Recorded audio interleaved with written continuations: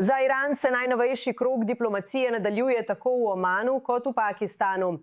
Iranska delegacija je prispela v Islamabad po tehničnih pogovorih tudi v Švici in kratkem postanku v Omanu. Toda tudi medtem, ko se pogajanja nadaljujejo, Iran jasno daje vedeti, da še vedno vidi Hormuško ožino trdno pod svojim nadzorom.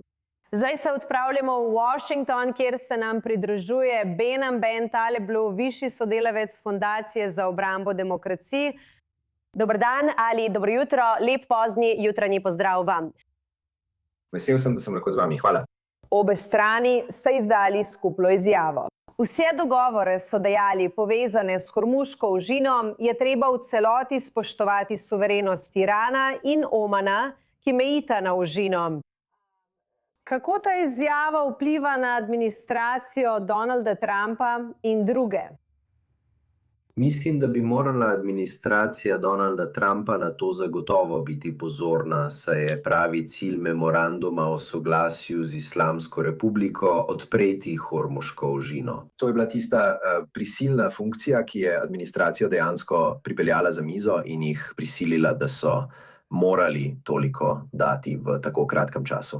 V tem 60-dnevnem obdobju, ko Islamska republika in Amerika pogajata za prehod iz memoranduma o soglasju v končni ali večji dogovor, ta pogajanja, to srečanje med Iranom in Omanom sta dokaz, da režim izkorišča vsak trenutek, da bi lahko napredoval proti svojim drugim, večjim, bolj strateškim ciljem v regiji. In to bi moralo biti opozorilo za Ameriko, da zaupanje ni nekaj, kar bo kmalu na mizi med obema stranema. In tudi Amerika bi morala ta čas izkoristiti za gradnjo več mostov s svojimi partnerji, ne pa meja. In tudi, da bi lahko svoje cilje v prihodnje še naprej uresničevala, namesto da bi zmanjšala pritisk. Kaj torej mislite, da Iran pričakuje od Omančanov in obratno? Mislim, da skušajo Omančane prepričati, da je nadzor nad ožino bolj suverena pravica kot pa mednarodna pravica. Seveda vedo, da bodo obe strani imeli koristi, če bodo lahko uvedli cestnine ali pobiranja pristojbin. In skušajo prepričati Omančane, da se še naprej oddaljujejo od ameriškega reda, kar je bilo za Omančane že precej izvedljivo, saj so imeli ali naj bi imeli to nevtralno vlogo, podobno Švici v regiji.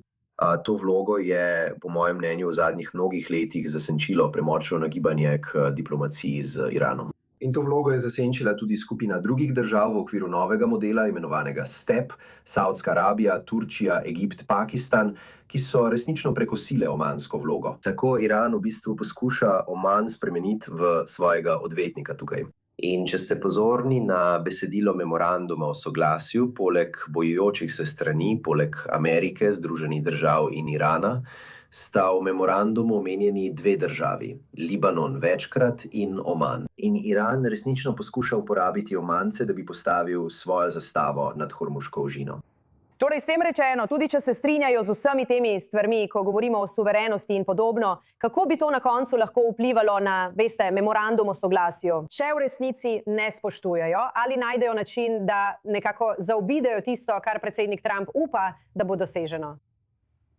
No, v veliki meri je odvisno od tega, ali verjamete, da bo memorandum o soglasju pripeljal do končnega dogovora, večjega, bolj celovitega dogovora. Ali pa če verjamete, da bo memorandum o soglasju razpadel zaradi nezaupanja ali konflikta ali zaostrovanja drugje.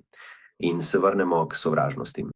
Ali če verjamete, da bo memorandum o soglasju nekako podaljšan v nedogled, podaljšan skozi celotno Trumpovo administracijo. Tako bo režim lahko s časom ustvarjal denar in izkoristil svoj vpliv, da se izogne sankcijam v okviru politike največjega pritiska.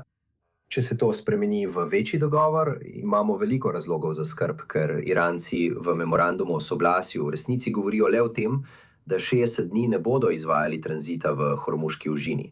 In njihovi skrajni mediji so, tudi ko je bil memorandum o soglasju sprejet, v bistvu poudarjali dejstvo, da bodo imeli po 60 dneh vzpostavljene druge mehanizme za pridobivanje denarja. In vse, kar so dali Ameriki za pogajalsko mizo, je bil popust ali ugodnost za teh 60 dni. Poleg tega ta režim še vedno zahteva, da se ladje, ki plujejo skozi ožino, registrirajo pri lastni zavarovalni shemi režima. Ne zaračunava jim neposredno, vendar pridobiva več podatkov, kot bi jih bilo treba zbrati za državo, ki nima namena patrulirati po tej ključni mednarodni morski poti.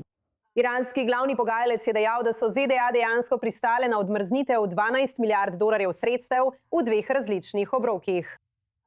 Kaj so storili, da so si to zaslužili in zakaj tega nismo slišali neposredno od predsednika Trumpa? Vemo, da bo v prihodnosti omogočen dostop do zamrznjenih sredstev v zvezi z memorandumom o soglasju.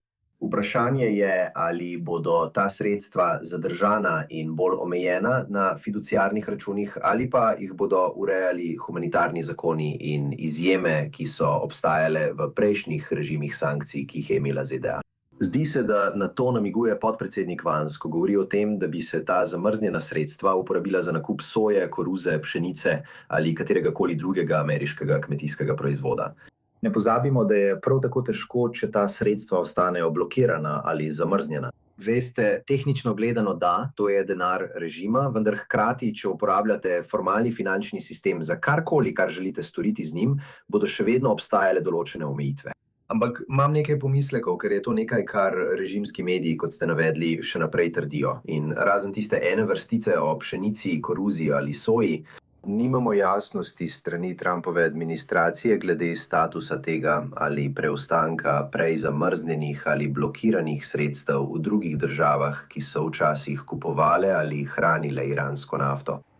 V redu, najlepša hvala za to razlago, Behnam Ben Taleblu, višja sodelavka Foundation for the Defense of Democracy. Hvala.